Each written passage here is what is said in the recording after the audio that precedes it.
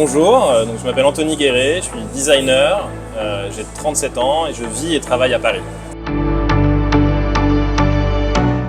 En fait, je crois beaucoup au transfert de compétences et de connaissances entre l'industrie et l'artisanat. Je pense qu'il y a trop de monde qui s'ignore en fait. Et donc l'innovation, la tradition a besoin d'innovation pour avancer et vice versa. En fait. Et ça vient de... Les deux se nourrissent l'un de l'autre. Et ça vient du fait, dans mon parcours, j'ai eu la chance de faire l'école Boulle à Paris. Donc c'est une école très ancienne, très réputée pour ses métiers d'art, notamment pour le travail du bois. Et donc moi j'ai fait la section de design, mais au sein de cette école. Donc en fait il y a toujours eu la dualité entre l'innovation et la tradition dans mon parcours. Donc ça m'a profondément marqué. Les savoir-faire artisanaux, ils sont fascinants, mais il peut y avoir un côté très intimidant aussi. Et je pense qu'il faut, en tant que designer, avoir aussi parfois un peu de naïveté et un peu d'audace pour aller challenger en fait, ces métiers d'art. Et c'est ce qui permet d'innover. Voilà. Donc c'est vraiment un échange entre l'artisan et le designer qui amène à des nouvelles choses en fait. Je suis assez content de beaucoup de projets. En fait, c'est beaucoup de très beaux souvenirs. En fait, chaque projet, chaque mobilier, c'est plein d'échanges, plein de moments d'échange avec des partenaires, soit fabricants, éditeurs. On ne fait aucun projet seul, donc en fait, je suis très attaché à tous mes projets pour ça. Ça me rappelle vraiment des moments et des rencontres essentiellement. Mais je peux parler plus de mon partenariat avec Nosten, qui a beaucoup de sens à mes yeux et qui m'a amené jusqu'ici aussi à faire connaître ici en Argentine. Donc c'est ce que je fais avec eux, l'éditeur Nosten de Rosario, paraît assez représentatif de mon travail, dans le sens où on est vraiment proche de la fabrication, de l'artisanat, et en même temps on se fixe ensemble beaucoup de challenges techniques pour respecter au mieux mon dessin de base qui se veut. Mon challenge à moi en tant que designer, c'est de réussir à proposer des dessins très lisibles, qu'on comprenne comment visuellement le meuble est construit, et qu'on puisse résumer chaque dessin en quelques lignes. J'ai pas de matériau préféré, mais c'est vrai que le bois est celui que je travaille le plus. Donc c'est là où je peux avoir aussi le plus de connaissances techniques, donc forcément ça familiarise et ça donne une proximité avec ce matériau. Et j'aime sans cesse découvrir de nouveaux matériaux et me familiariser avec de nouveaux matériaux parce que j'adore le moment, le début d'une histoire avec un nouveau matériau, parce qu'en fait il y a cette naïveté qui est recherchée par plein de designers. En fait, c'est ce moment où on ose et parfois en étant naïf et en osant des choses qu'on se permettrait pas si on avait plus de connaissances sur le matériau. C'est là qu'on arrive à innover. Tout le temps, en fait, c'est intrinsèque au projet, mais j'entends durabilité sous différents aspects. Il y a forcément avoir le moins d'impact carbone possible, etc.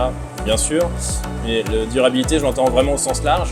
C'est aussi un choix pour moi de travailler essentiellement avec des partenaires sur des toutes petites séries, et plutôt liées à l'artisanat qu'à la grande industrie et à la grande série.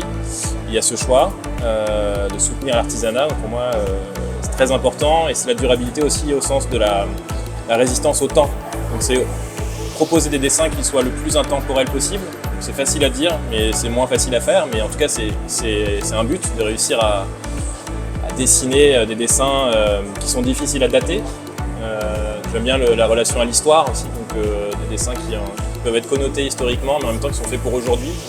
J'aime bien l'idée que le challenge, c'est vraiment de créer de futures antiquités. En fait, voilà. Il y a vraiment ce rapport au temps, et du coup la qualité de la fabrication va permettre aux meubles de durer.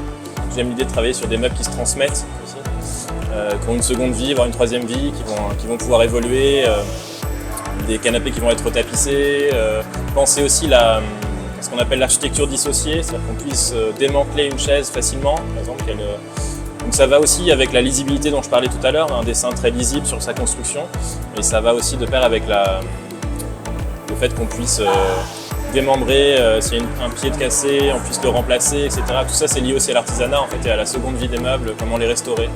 Ah non, ça c'était un peu prétentieux, mais le côté créer des pièces qui vont durer, et donc non, ça. Après, je pense que la notion de durabilité aussi, c'est de s'inscrire dans une histoire des arts décoratifs, l'histoire des arts décoratifs n'a pas besoin forcément de nouveaux designers. Enfin voilà, l'histoire elle avance dans tous les cas. Donc c'est comment nous on s'insère là-dedans et comment on apporte sa modeste contribution à des éléments qui vont pouvoir durer. En fait, quand j'ai lancé mon studio il y a 4 ans, après j'ai travaillé 10 ans en agence et après j'ai monté mon studio, j'ai réfléchi à dans un monde idéal, avec quelle marque et partenaire j'aimerais travailler. Et j'avais pour ambition, j'ai toujours, de travailler avec des cultures différentes et sur des territoires différents aussi, pour m'enrichir culturellement et aussi j'aime le challenge de travailler pour différents marchés. Et donc j'avais le souhait de travailler aussi en Amérique du Sud. Et en Amérique du Sud, la marque et la maison qui me paraissait partager les mêmes valeurs était la maison Nosten. Et donc je les ai contactés via les réseaux sociaux pour leur proposer de dessiner pour eux. Et la relation s'est construite comme ça. Oui, très fier. Je me repose beaucoup.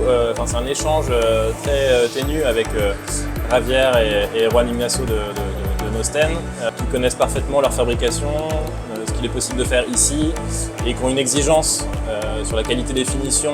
Et donc c'est plutôt facile. Et au-delà de ces compétences techniques qu'ils ont, c'est aussi une sensibilité. Ils arrivent à voir dans un dessin, parce que moi je présente essentiellement des dessins au début d'une histoire, quelle est la force, ou qu'est-ce qui est important dans le dessin, la lisibilité dont je parlais tout à l'heure, qu'est-ce qui est vraiment important et à conserver en fait. Et toute la technique va être au service de ça, comment garder l'intention de départ.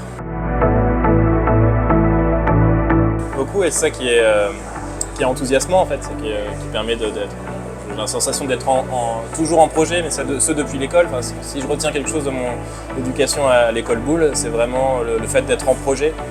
Un projet chasse l'autre, il y a des projets qui s'arrêtent, d'autres qui recommencent et qui reviennent. Mais le fait d'être toujours en projet me rend heureux en fait. C'est un infini de possibilités et de rencontres.